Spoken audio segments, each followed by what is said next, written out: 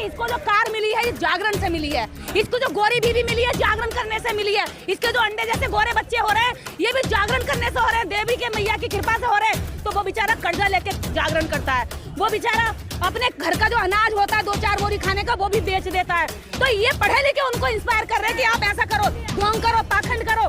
पेट ढोंगी पाखंडी पढ़े लिखे जब तक पाखंड नहीं छोड़ेंगे ना, जब तक इनका सामाजिक बहिष्कार नहीं होगा और निर्देश नहीं कहेगी तो फिर कौन कहेगा इनसे, कौन कहेगा मुझे बताइए। वो चैटुकार कहेंगे काय का डर, मैं जो अपने लोगों से काय का डर, मैं तो कह रही हूँ ना खचड़ खचड़ का बाहर लाऊंगी मैं निकाल करके, बाहर चलो। ये जो तुम्हें मकान बिल्डिंग मिली है ना ये तुम्हें बाबा साहेब के रहमो करम पे मिली है, तुम्हें किसी देवी देवता के थाल से। इंडिया गठबंधन भी मीठे ठगों का है, बीजेपी का जो गठबंधन है वो कड़वे ठगों का है, ठीक है। इंडिया गठबंधन मीठे ठगों का है, हाँ मीठे ठग है। जब दलित को नहीं ले रहे मुस्लिम को नहीं ले रहे तो भैया मीठे ठग हो गए। वो तो कड़वा पॉइजन देते हैं, ये स्वीट पॉइजन देते हैं। तो स्वीट पॉइजन से ठगना चाह रहे हैं, लेकिन दलित मुस्लिम को जगा के छोड़ेंगे। ये पीछे करो, दलित मुस्लिम को जगा के छोड़ेंगे। तुम क्या सोच रहे हो, उनका वोट भी ले लोगे टुकड़े टुकड़े में और फिर मारोगे भी, पीटोगे भी और बाद में कहोगे जी हमने तो गठबंधन बनाया था, तुम तो उसमें थे ही नहीं, तुम्हारी काहे की कदर।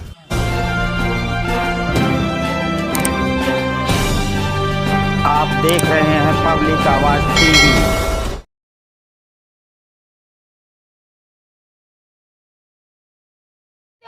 कि मेरे ऊपर शोषण हो गया, मैं एससी हूँ, मैं दलित हूँ, मैं अम्बेडकरवादी हूँ, लेकिन जब ये शोषण नहीं होता है तो भैया मैं बहुत बड़ा मनुवादी हूँ। मैं घंटे में टन घंटा बजाऊंगा, मैं त्योहार मनाऊंगा। समय को पहचानते हैं ना सब डॉक्टर तो देखिए समय को पहचानने वाले ये मौका परस्त जो लोग हैं, ऐसा नहीं है। ये तो उस कदर कुत्ते छित्ते कि इन्हीं के सामने जातियों की गाली दी जाती है और ये मुंह बना के बैठे रहते हैं, कहीं हम बोलेंगे तो पता चल जाएगा कि मैं यही हूँ, क्योंकि वो छुप के रहते हैं और गालियां खाते रहते हैं। अपने ही सामने उन्होंने स्वाभिमान अपना जमीर गिरा दिया है।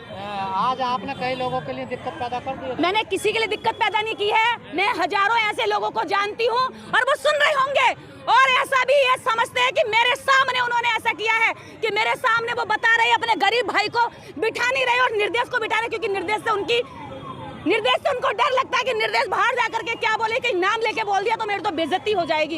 इसलिए वो मेरे सामने अपने ही गरीब आदमी को ये कह रहा है कि इनकी तो औकात ही ये है और वो सुन भी रहे होंगे इस बात को कि वो अपने समाज के भाई बहन को ये कहते हैं कि ये तो पिटने लायक है, ये सुधरने लायक है, नहीं बड़ा लीचड़ समाज है। अरे उसी लीचड़ समाज से तुम उठ करके थोड़े से सीढ़ी से ऊपर के आगे तुमने इस समाज को लीचड़ बता दिया, इसके लिए काम क्या करा है। आप इतना जगा रहे हैं फिर भी मंदिरों में जा रहे हैं। देखिए मंदिरों में तो पढ़े लिखे भी जा रहे हैं, पढ़ा लिखा जब जागरण करता है तो अनपढ़ आदमी ये सोचता है कि इसको जो कार मिली है ये जागरण से मिली है, इसको जो गोरी बीवी मिली है जागरण करने से मिली है, इसके जो अंडे जैसे गोरे बच्चे हो रहे हैं ये भी जागरण करने से हो रहे हैं, देवी के मैया की कृपा से हो रहे हैं। तो वो बेचारा कर्जा लेके जागरण करता है, वो बेचारा अपने घर का जो अनाज होता है 2-4 बोरी खाने का वो भी बेच देता है। तो ये पढ़े लिखे उनको इंस्पायर कर रहे हैं कि आप ऐसा करो, ढोंग करो, पाखंड करो।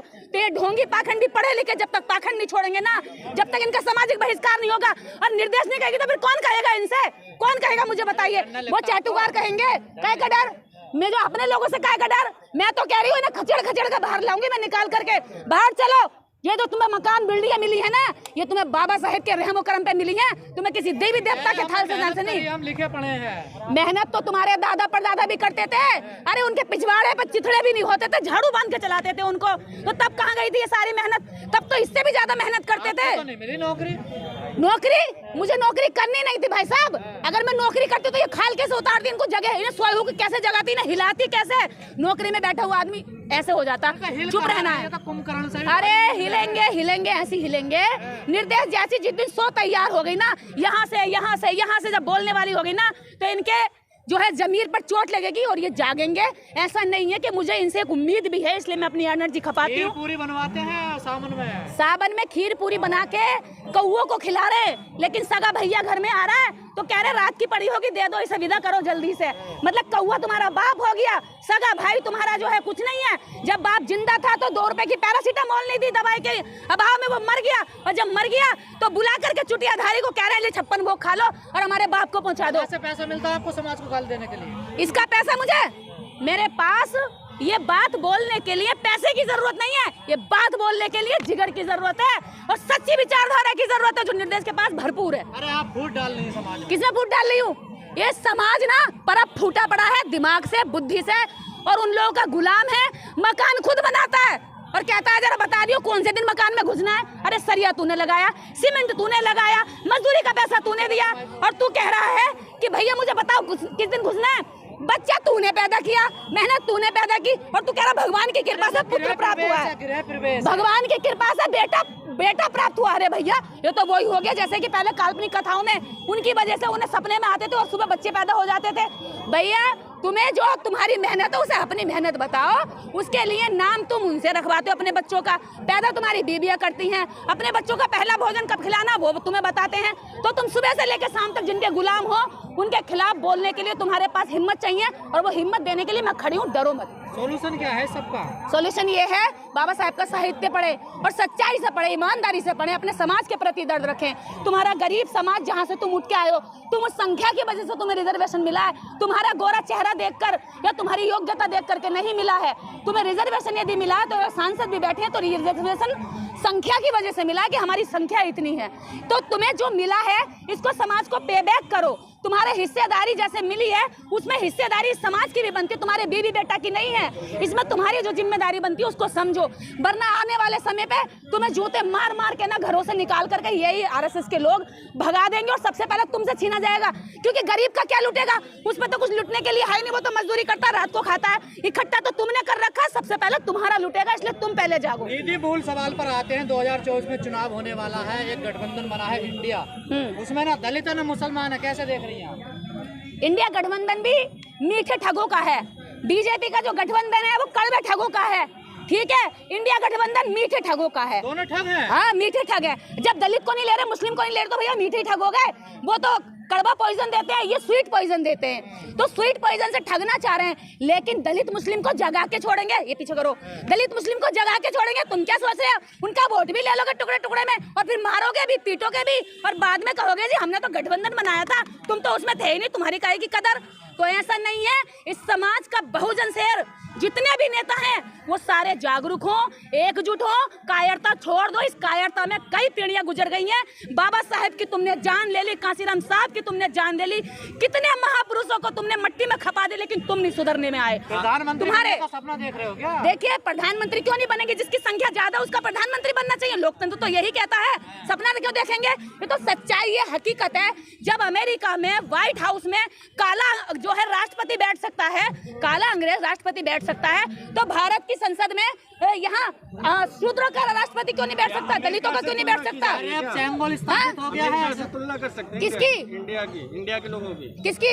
इंडिया के लोगों की और अमेरिका के लोगों की। देखिए वहाँ भी जातिवाद था, लेकिन वो मिटा। वहाँ फिल्मों में भी प्रतिनिधि दिया गया, वहाँ पर राजनीति में भी दिया गया, वहाँ खेलों में भी दिया गया। यहाँ पर कहीं पे कोई जगह नहीं दी जाती, उनको किनारे करके उनकी भाषणबाजी दी जाती है। हमारे प्रधानमंत्री जी बाहर जाकर के भाषण देते हैं कि हम लोकतांत्रिक भारत चला रहे हैं और सबसे खूबसूरत भारत चला रहे हैं। भाषण में कहने से भारत लोकतांत्रिक नहीं होगा, उसे वास्तव में यहाँ पर साबित करना पड़ेगा। सेवा कौन करेगा?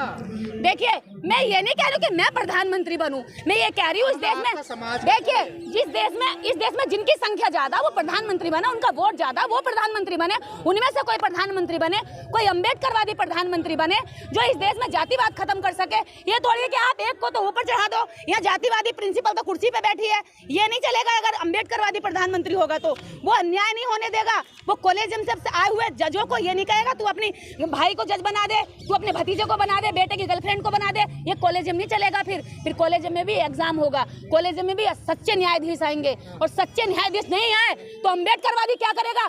यदि मैं प्रधानमंत्री बनती हूँ और न्यायाधीश गलत न्याय देता है, भ्रष्टाचार करके देता है, तो मैं उसकी खाल उतरवा के उसी कुर्सी पे पहना दूंगी और आगे तक के सारे न्यायाधीशों को सबूत दूंगी और सबक दूंगी। अगर तुमने भ्रष्टाचार के साथ चलते किसी गरीब के साथ अन्याय किया तो तुम्हारी भी खाल उतार के इसी कुर्सी पे पहना दी। तानाशाह नहीं, ये सबक होता है, ये सबक होता है, न्याय प्रिय सबक, और उसको तभी समझ में आ जाएगा। संविधान को मानने वाले लोग हैं। हाँ तो क्या हो गया, संविधान को मानने के लिए भी कुछ एग्जाम्पल सेट करने पड़ेंगे। आज बलात्कारियों को माला पहना के संसद में भेजा जा रहा है, तो कैसे एग्जाम्पल सेट किया जा रहा है? आज बलात्कारियों को सम्मान और स्वागत किया जा रहा है, जब वो रेपिस्ट बाहर निकलते तो संस्कारी ब्राह्मण कह करके उनको माला पहनाई जाती, लड्डू खिलाए जाते हैं। देखिए हर पार्टी ये राजनीति नहीं है, ये इस देश का ब्राह्मणिज्म है, जिसकी चपेट में हम लोग पिछले 5000 वर्षों से, और ये खतरनाक वायरस है। ये एक ऐसा डेंगू, मलेरिया, कोरोना से भी ज्यादा खतरनाक वायरस है जिसकी आलोचना नहीं की जा सकती, जिसको सिर्फ खत्म किया जा सकता है। अरे बिहार में लालू की पार्टी ने भी जो डीएम के हत्यारे, दलित डीएम के हत्यारों को तो कानून बदल के अरे भैया, तो दिमाग, मैंने कहा ना, ये शरीर जो है ना शूद्रों का, अगर वो नेता ही बन जाएगा, शरीर तो शूद्रों का है, लेकिन यहाँ जो गोली का फायर चलता है ना, यहाँ से जो सोचता है वो ब्राह्मणिज्म विचारधारा है, उसी विचारधारा के खिलाफ है। हम किसी व्यक्ति विशेष के खिलाफ नहीं है, हम एक सोच के खिलाफ है जो गरीबों के ऊपर अत्याचार करने पर मुस्कुराती है, हंसती है और दूर से देख करके ये सोचती है कि हमने बहुत अच्छा काम कर लिया है।